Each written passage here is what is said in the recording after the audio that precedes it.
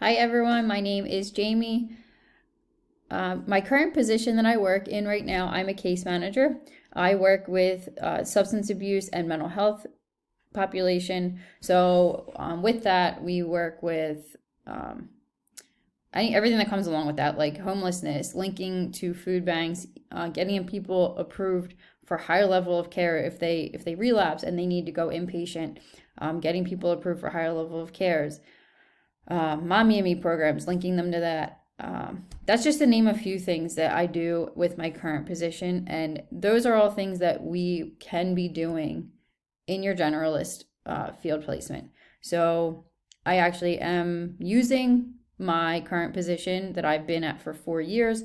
I'm going to be using that as my generalist field placement, which I'm looking forward to starting in the fall.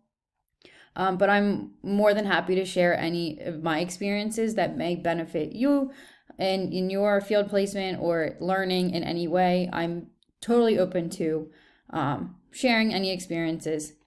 That brings me to my next one. I love meeting new people. So even if we're not in a dyad together, feel free to message me because I like collaborating with people. I like learning about your field and like because maybe you have different experiences that I've never experienced yet. I just would love to learn with everyone on a more personal level. If you want to message me, feel free. And the third thing, lastly, today's assignment actually about like the ethical dilemmas, it had me thinking about boundaries and how they take so much practice. I've been in this field since 2014, and I have seen the Amanda case that I wrote about. I have witnessed that so many times where like the clients get a little bit too comfortable with you, and or like you as the provider feel a little bit too comfortable and think that like they need to be like a friendship. So there is like a really fine line that you have to practice and practice like keeping really like strong. I don't know if you have time to like go back and read my post, but I went into two scenarios that I said were examples of what could happen, but they were true things that I've witnessed in my actual job.